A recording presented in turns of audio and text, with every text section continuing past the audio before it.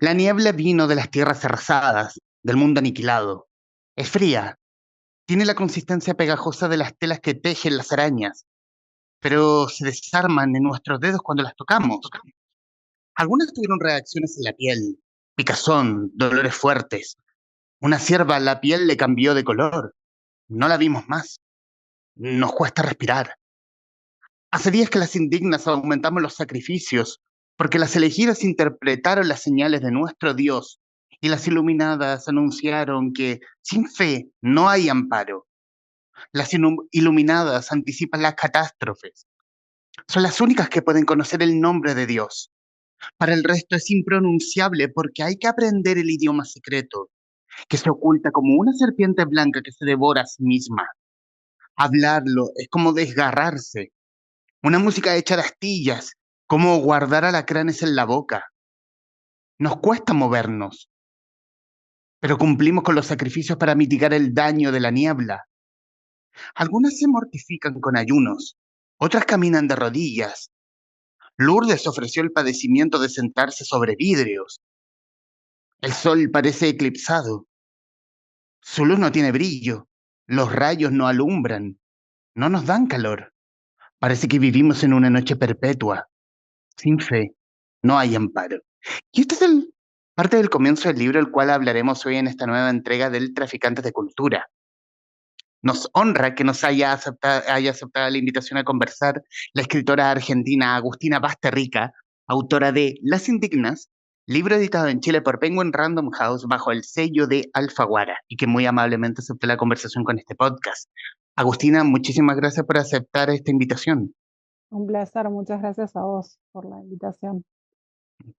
Y aquí hablar directamente de la idea de este libro, porque viendo entrevistas anteriores tuyas y respecto también de Las Indignas, porque tiene mezcla este mundo distópico. Alguna vez lo conversé con escritores, digamos, especializados en ciencia ficción, donde ubican la ciencia ficción como un vehículo para hablar de otras cosas, como de regímenes totalitarios, básicamente lo que estamos viendo hoy.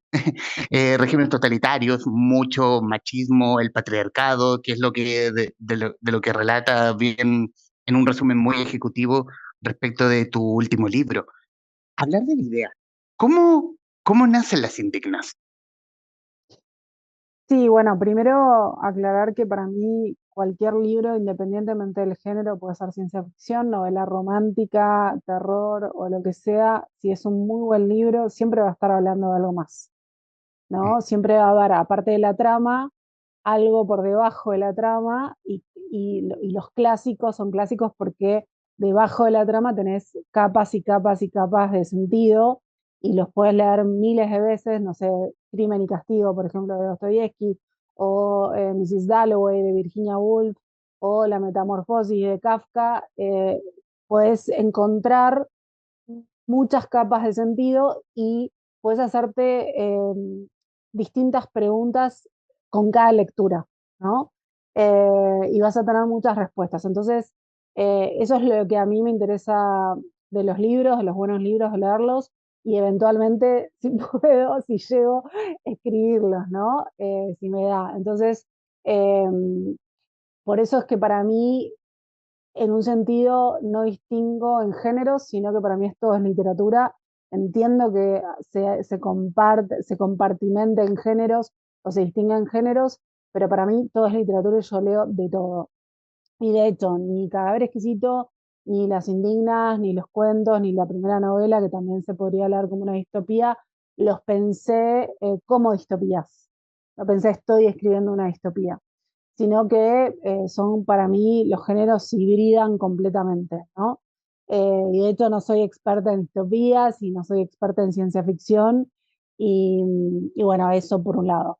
Después, por el otro, la idea eh, originalmente se me ocurrió en Cusco cuando viajé en 2018, me invitaron a la feria, yo estudié historia del arte, entonces me interesa cuando viajo, si tengo tiempo, poder ir a museos. Y en ese momento fui a un monasterio, el monasterio de Santa Catalina, donde tienen mucho arte cusqueño, y de hecho me traje unas postales que no las tengo en este cuarto donde estoy ahora, sino en el otro, de un tipo de iconografía que me gusta mucho, que son los ángeles arcabuceros. Bueno, y ahí en ese monasterio había muchos cuadros de ángeles arcabuceros, y por eso fui, pero lo que me pasó fue que yo era la única turista y el lugar era recontra siniestro. eh, y bueno, y entré en un momento en una sala y había una monja rezando y casi me da un paro cardíaco, porque no era una monja, era un maniquí. Pues yo no sé qué era peor, si la monja o real o el maniquí. Pero bueno, me fui ahí diciendo tengo que escribir algo sobre monjas. Pero claro, eh, ya se escribió sobre todo. No hay temas originales. Sí, esto no lo digo yo, lo decía Borges para empezar. Eh, yo creo que todo es lo que escribimos es una reescritura, ¿sí? De todo lo que leemos, de lo que pensamos, de nuestras experiencias, eh, pero los temas ya están todos tratados. Lo que puede ser novedoso, eh, por no usar la palabra original, es cómo vas a encarar ese tema. Con qué marco, con qué narrador, desde qué perspectiva, con qué registro, con un montón de decisiones que hay que tomar que van a hacer que la obra tenga esta cuestión que por ahí pueda ser leída como novedosa. Entonces, lograr eso, el cómo lo voy a contar más que el qué, para mí es lo más difícil de lograr y me puede llevar años pensarlo. Entonces, en el 2018 se me ocurrió la idea, pero la empecé a escribir recién en el 2020. ¿Por qué? Porque yo necesito ciertas piezas claves para poder escribir, para pensar en ese cómo. Entonces, eh, primero, la primera pieza fue, bueno, ir a ese monasterio. La segunda es la pieza que yo tengo interna, que es que fui a un colegio de monjas alemanas, me la pasé muy mal, entonces ya tenía la vivencia de haber tenido ese contacto con esas monjas y con compañeras que éramos todas mujeres y el único varón era un sacerdote, con compañeras que no había sororidad, que era súper opresivo, que estaba todo el tema de la doble moral, ¿no? De eh, ama a tu prójimo como a ti mismo, pero después te critico, te clavo un cuchillo por la espalda, o sea, lo que lograron las monjas ahí fue muy tremendo porque lograron una cuestión panóptica, ¿no? De que las propias alumnas eh, vigilaban a las otras compañeras, ¿sí? Y si no eran tus compañeras que te vigilaban, te vigilaba las profesoras, y si no eran las profesoras, era el sacerdote o las monjas, y si no eran todos ellos y te ibas a tu casa, te vigilaba Dios. Entonces no tenías escapatoria. Eh, entonces, esa es la otra pieza y las piezas que me faltaban fueron, en el 2020 leímos en los talleres de lectura El Quijote y ahí se habla de la Santa Hermandad, entonces ahí fue como un clic, y los otros dos clics fueron dos libros súper importantes, que uno es Calibán y la Bruja de Silvia Federici, que es un ensayo eh, feminista sobre por qué a lo largo de los siglos se quemaron vivas a mujeres acusándolas de brujas. Y el otro es un libro de una estadounidense, Rachel Carson, que en los años 60 publicó Primavera Silenciosa, que habla sobre cómo se crearon los pesticidas y las consecuencias de los pesticidas, que es que, bueno, no hay nada más, no hay animales, no hay insectos porque están todos muertos, muertos por los pesticidas, básicamente. Entonces, con toda esa información, más bueno, después empecé a investigar sobre sectas, releí la Biblia, porque yo la Biblia la estudié para la facultad, eh, pues estudié historia, como dije, estudié historia del arte, bueno, y un montón de otros libros que fui leyendo, eh, lo escribí, escribí la novela. Qué brutal. Aquí uno alguna vez lo hablé con no recuerdo con qué autor, eso de la cultura del soplonaje, bajo ciertos regímenes. Esto ya es la Ah, cultura del sí, soplonaje es muy ya, dictaduras, tanto la chilena como argentina, como un grupo más sí. bien muy cerrado como una secta. Sí, sí, porque es bueno, eso también en Rusia, ¿no? De ahí sacó la idea Margaret Atwood para el cuento de la criada, cuando ella tuvo que trabajar en Rusia, y estaba esta cosa de los vecinos, tus amigos, que no puedes confiar en nadie, que es lo que pasa. Eh, También investigué en su momento sobre Corea del Norte, que es una dictadura, ¿sí? Mm, Y que no pueden ir turistas, y si vas como turista estás completamente vigilado y vas a un hotel específico, no puedes ir a cualquier hotel tipo B&B o no sé qué, no, no, vas a un hotel y estás 100% vigilado y bueno, y es eso, es no confiar en el otro, es tremendo. Pero bueno, sí, acá en Argentina también pasaba que prohibían las reuniones de grupos grandes, ¿no? Porque es esto, porque cuando vos tenés sororidad o tenés compañeros o tenés amigos, amigas, tenés gente que te sostenga, sos más fuerte, si no, sos más vulnerable. Y es lo que mm. buscan justamente las dictaduras.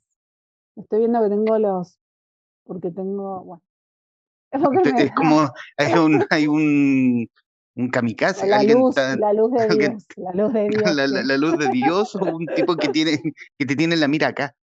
No, porque tengo, viste que te decía que tengo como unos Mm, cristalitos que me dan como arco iris, ujú. pero Ah, bueno, pero nada. bonito. Bueno, Agustina, y quiero hablar del el desarrollo del libro, o cómo te pusiste a trabajar con él.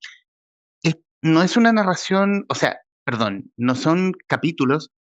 Se ve que hay una narradora que está de manera epistolar explicando lo que ocurre dentro. ¿Eso es siempre sí. algo que uno, como escritor o escritora, lo planea o simplemente se da? Eh, bueno, para mí hay una parte de la escritura que tiene que ver con lo intuitivo.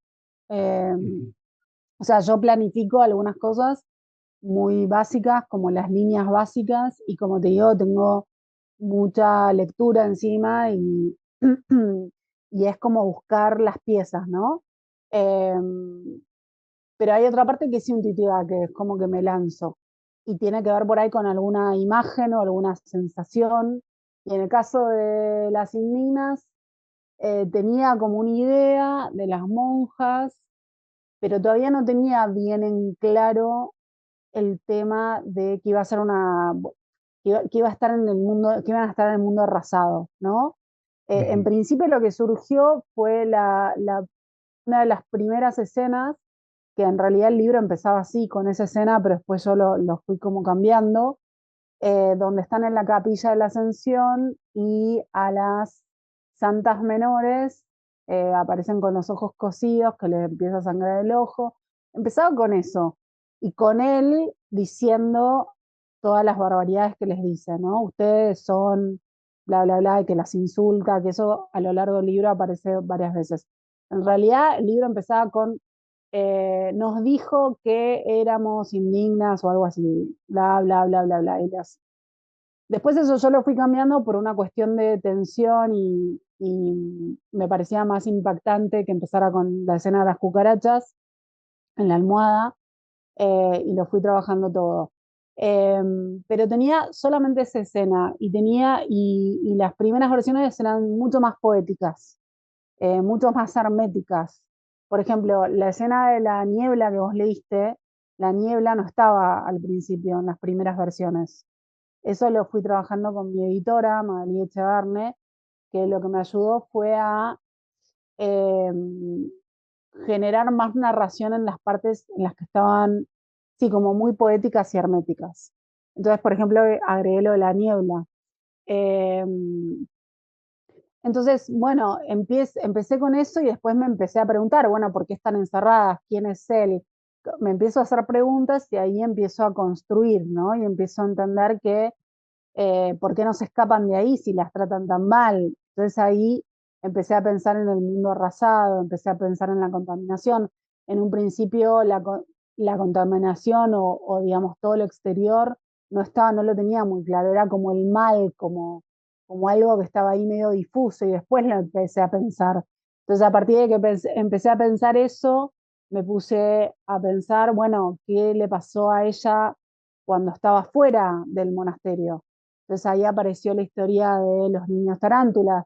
Y es como que lo voy construyendo así y tiene que ver con todas las preguntas que me hago que tienen que ver con la verosimilitud de la obra, que es una de las cosas más importantes, lograr, es que no tiene que ver con la veracidad. Vos puedes estar escribiendo sobre, no sé, elfos, o sobre Drácula, o sobre lo que sea, pero la lógica del texto tiene que ser tal que no se rompa el pacto de lectura con el lector.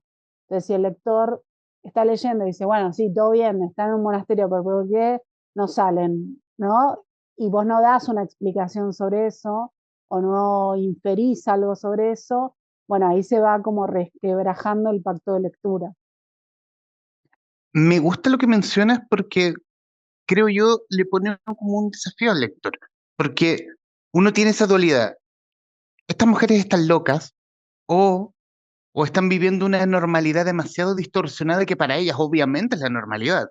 Y ahí está esa dualidad que uno ve, que uno lo lee con duda, pero también uno lo lee con bastante atención respecto de cómo es el devenir de estas indignas. Sí, a mí me interesa trabajar con los libros con que el lector complete el significado, que el lector piense, están re locas, están totalmente, o sea, tienen el cerebro completamente lavado, porque es una secta, o es un grupo coercitivo. En realidad no se debería decir secta, se debería decir grupo coercitivo porque cometen abusos y etcétera. Hay sectas que no cometen abusos, ¿no? Pero esto es un grupo coercitivo. Eh, o efectivamente ese Dios es real, efectivamente las protege, efectivamente hay milagros, o sea, están esas tres posibilidades. ¿Y Mm. cuál es la verdadera? No sé, cada lector tendrá que definir cuál es la verdadera. Hay otro punto también, esta búsqueda del poder, o también lo llamaste en otra entrevista, la ilusión del privilegio, como Sí, de aspirar a algo más respecto de la situación en la que está viviendo la protagonista, en la que no se está contando la historia. Pero también aspirar a ese privilegio significa dejar atrás varias cosas, por ejemplo, la dignidad de por medio. bueno, es lo que pasa en los grupos coercitivos que te dije que investigué bastante. De hecho, vi muchos documentales en distintas plataformas, porque está lleno de grupos o lo que conocemos como sectas. Sobre todo hay muchos en Estados Unidos. Eh, y una de las cosas, o sea, hay como varias cuestiones que tienen que suceder, porque yo lo que me preguntaba, y esto por ahí también lo escuchaste en alguna entrevista, es por qué gente inteligente, preparada, etcétera, cae en manos de grupos coercitivos, porque hay casos, muchos casos. Y no es que, digamos, caen y por ahí salen o los sacan, por ahí salen físicamente, pero no pueden salir mentalmente, quedan totalmente Ujú. cooptados mentalmente. Eh, y el tema son varias cosas. Primero, tienen que estar vulnerables. Si vos estás vulnerable, tenés más chances, ¿sí? Vulnerable puede ser, te murió algún familiar, te quedaste sin trabajo, no sé, lo que sea que te haga vulnerable. Y en este caso, en esta ficción, están todas súper vulnerables, porque llegan con hambre, con sed, desnutridas, destruidas, violadas, etcétera, etcétera, ¿no? A ese monasterio llegan en estados totalmente vulnerables. Después hay un montón de otros mecanismos, es el cambio de identidad, por eso les cambian el nombre, las visten a todas iguales, porque las unifican. Está porque está el tema del instinto, porque somos animales, ¿no? Entonces hay cuestiones instintivas. Entonces cuando vos estás en un grupo, tenés más chances de sobrevivir que si estás solo. Entonces es que te acepte el grupo y vas a hacer lo que sea para que te acepte ese grupo. Y también está la presión de los pares, ¿no? Y no querer generar controversia, entonces te adaptás también a eso. Y también está el tema de que bueno, obviamente el miedo y generar dolor, el tema de todas las torturas y el miedo genera sumisión, ¿no? Y también está lo que escuchaste del tema de la ilusión del privilegio, de decir, bueno, voy a ser una iluminada, entonces voy a tener contacto directo con Dios, que bueno, eso si lo ves en todas las religiones está, digo, yo igual creo en, llamémoslo Dios, diosa, misterio, energía, creo en eso, no creo en las religiones, pero creo que uno puede tener contacto directo sin ninguna religión de por medio. Eh, pero bueno, está este tema, ¿no? O en el caso de la religión católica, que es en la religión en la que yo me crié, que es la ilusión del cielo. Sé buena, portate bien, sé sumisa, sé dócil, porque vas a ir al cielo. ¿No? Una religión completamente patriarcal, estamos hablando, porque bueno, las monjas católicas nunca van a llegar a ser papa, por ejemplo. Siempre van a estar bajo el poder de unos señores en el Vaticano. Entonces, esta cosa, y si te portás mal, vas al infierno. Y para mí el cielo y el infierno están acá, en el ahora actual, en este momento, en lo que vivís. Entonces, bueno, es eso un poco lo que me interesaba trabajar, porque bueno, también en la novela trabajo sobre el concepto de, bueno, qué es Dios, qué es lo sagrado, qué está detrás de Dios, ¿no? Como todas esas preguntas que ella se hace. Eh, y a medida que avanza el personaje y pasan cosas, bueno, lo sagrado va cambiando de lugares donde estaba y donde termina estando. ¿Cómo fue la creación de los personajes, de esta voz protagonista, la que nos está contando la historia, la de la hermana superior, el personaje de él? ¿Cómo es llevar a estos, como correr el cerco y llevarlo al límite de la locura? Em, Ella surgió también como de manera un poco intuitiva, no, me puse a escribir y surgió la voz. No, no te puedo decir de dónde surgió. Como, bueno, estaba ahí. Ujú, Pero ahí está, que eso también es algo que te decía al principio, que es súper importante, el tema del registro y del narrador. Porque este libro hubiese sido totalmente diferente escrito en tercera persona o siendo una novela coral o desde el punto de vista de la hermana superior, que la hermana superior cuente la historia. Totalmente ujú. diferente. Entonces ahí está la importancia del narrador, porque esta narradora que está en primera, porque ella está escribiendo, me permite un montón de cosas que un narrador en tercera no, y también me limita en otras, ¿no? Como todos los narradores. Eh, pero bueno, ella escribe y en el acto de la escritura, que ahí para mí ahí está lo sagrado también, es uno de los lugares donde está lo sagrado, porque ella hasta escribe con su sangre, ¿sí? Y para ella la escritura es un refugio, para ella la escritura la sana, la hace entender, pero también con la escritura lo que hace es, lo que está haciendo, o lo que yo intento hacer, es connotar cosas con el dibujo de la gramática. Al principio de la novela, no sé si te diste cuenta, está lleno de paréntesis y después ya no. Está lleno de palabras tachadas y después, poco a poco, esas palabras ya no las tacha más. O sea que hay una transformación en el personaje y en la manera en la que va escribiendo. Eh, y no, es un personaje que no tiene nombre, porque cuando vos escribís un diario clandestino, no vas a decir, hola, me llamo Agustina, este es el diario Agustina, si alguien lo encuentra, ¿no? Es un diario clandestino. Y además porque a mí me interesa que todas las personas que se autoperciban mujer puedan sentirse que son ese personaje sin nombre. Eh, y el resto de los personajes, bueno, van surgiendo. A mí lo que me pasa es como que cuando ya sé cómo narrar la historia, es como que voy conviviendo con los personajes, van tomando carnadura en mi mente y voy viendo escenas como una película.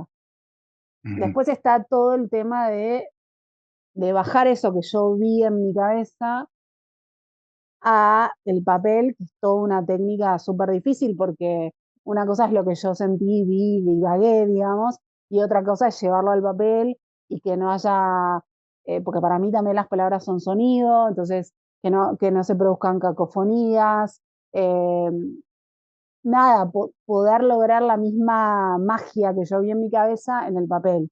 Eso es súper difícil para mí. Por eso tardo también tanto en escribir, porque corrijo mucho, pienso mucho cada palabra. Eh, y bueno, eso, y un poco la hermana superior, por decirte un personaje, surge de todas las monjas que en el colegio eran la mayoría tremendas, eran un poco así. Siempre y siempre tenés cómplices dentro de los oprimidos, porque uno puede decir en el patriarcado, ¿cómo es posible que las mujeres torturen a otras mujeres? Y sí, pasa todo el tiempo. De hecho, está lleno de proxenetas que obligan a niñas a prostituirse, por ejemplo. Esto pasa todo el tiempo. Yo viajé a Medellín hace, no sé, un mes y pico y me contaban eso, ¿no? Entonces, bueno, por todo eso. Conversamos con Agustina Bastarrica, autora de Las Indignas, editado por Alfaguara. Quiero salirme solo un poco del libro y hablar de cómo este camino que ha tenido Las Indignas, tanto en América como en España. Hace algunos meses estuviste en Chile, presentando Las Indignas en el Festival Penguin en Providencia. ¿Con qué sensación te deja? Yo vivo agradecida. A ver, trabajé durante 22 años en relación de dependencia. Trabajaba como secretaria de un estudio de abogados para poder pagar mis cuentas, ¿sí? Entonces, el hecho de poder estar un día de semana acá en mi casa con mis gatos, hablando con vos y no tener que estar en una oficina, para mí es un milagro. O sea, al día de hoy no lo puedo creer. No puedo creer que eh, por ahora puedo vivir de mis libros, por ahora no sé, porque vivo en, vos no, pero yo vivo en Argentina Ujú. y con la situación, sabes cómo es, ¿no? Siempre eh, la economía es muy inestable, pero, pero todo lo que pasa, digamos, que tanto Cadáver Exquisito como Las Indignas eh, se está leyendo mucho, se recomienda mucho.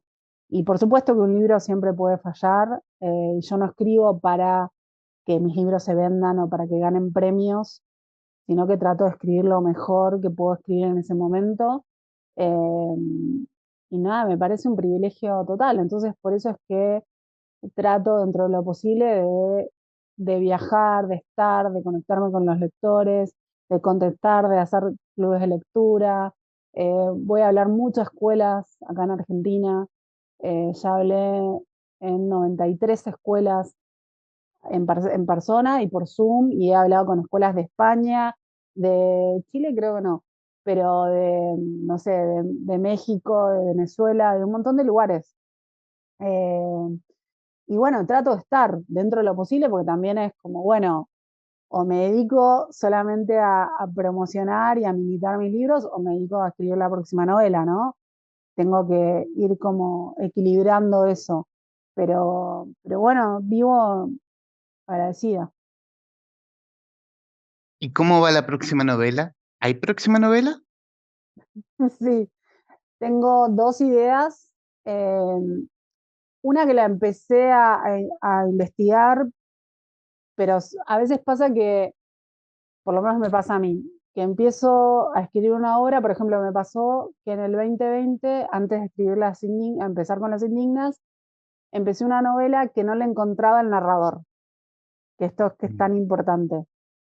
Y entonces apareció Las Indignas y ganó, digamos, ganó más fuerza que la novela esa que quedó por ahora ahí en carpeta.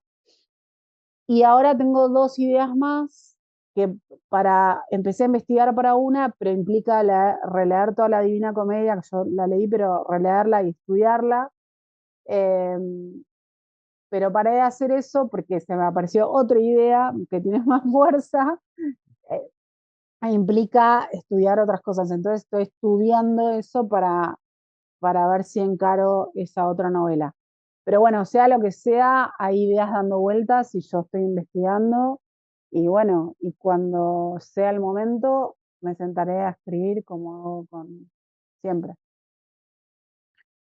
Los minutos que nos quedan de esta conversación, Agustina, quiero darte las gracias por la disposición, por la buena onda, por la informalidad de como que digamos que tuvimos mensajes epistolares vía Instagram, pero se logró y se logró bien y te lo agradezco de todo corazón.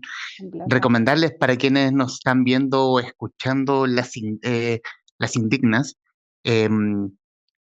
Wow, es una novela potente porque tiene como un poquito de todo. Claro, habla como del terror, pero un terror más real, no uno fantasioso, no tanto Hollywood, no tan etéreo, pero uno más real. Que uno dice, ah, es un mundo distópico. Claro, después de la pandemia, el mundo distópico se nos adelantó 5 años, por lo menos. Estamos a nada de vivir probablemente eso, ojalá no. Ojalá. Es punzante, es oscura, pero también tiene algo de luz. La voz narradora quiere meter algo de luz bajo todo ese manto de oscuridad, opresión, totalitarismo que está teniendo, que está viviendo y que está viendo propiamente tal. Y quiero quedarme con algo que muy amablemente me escribiste, que me firmaste en el libro cuando estuviste en el Festival Ah, Penguin fuiste. Libros, Ah, que que es hacía, por un más. día que hacía mucho frío, ¿no? No, era un domingo, ¿Fuiste? ese domingo era horrible, horrible de lado. Sí, hacía mucho Que, frío. que me pones por más amor y más libros, porque sin libros no hay amparo. Yo quisiera quedarme con eso. Agustín, estos minutos finales son tuyos para que digas lo que guste.